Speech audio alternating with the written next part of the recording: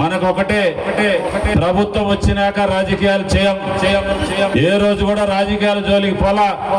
ప్రభుత్వం వచ్చిన తర్వాత ఎవరైతే మనం ప్రతిపక్షంలో మాటిచ్చామో, ఎవరికైతే మనం సహాయం చేయాలో, ఏ గ్రామాల అభివృద్ధి జరగాలో మా మనసులో ఉంది. అందుకని గత 19 నెలలుగా ఈ నియోజకవర్గంలో కోట్లాది రూపాయల డబ్బులు తీసుకొని వచ్చి తార్ రోడ్లు వేసుకున్నాం, సిమెంట్ రోడ్లు వేసుకున్నాం, క్యాటిల్ షెడ్స్ కట్టుకున్నాం, అనేక బ్రిడ్జిలు కట్టుకున్నాం, అభివృద్ధి కార్యక్రమాలు చేశాం. ఇంకా భవిష్యత్తులో కూడా చేయబోతా ఉన్నాం.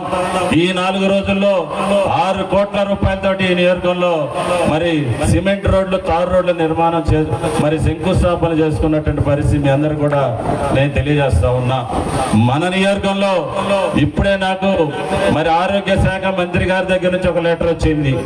ఈ నియోజకవర్గంలో 32 మరి గ్రామ స్థాయి ఆరోగ్య కేంద్రాలకి 11,06,00,000 రూపాయలకి 32 గ్రామీణ మరి ప్రాథమిక ఆరోగ్య కేంద్రాలను మంజూరు చేసినటువంటి చరిత్ర. మేము ఎప్పుడు కూడా తెలుగుదేశం పార్టీ ఎన్డీఏ కూటమి ప్రభుత్వం గ్రామాల అభివృద్ధి, ప్రజలు బాగోగులే చూసామే తప్ప ఏ రోజు కూడా రాజకీయాలు మాట్లాడినటువంటి పరిస్థితి లేదు.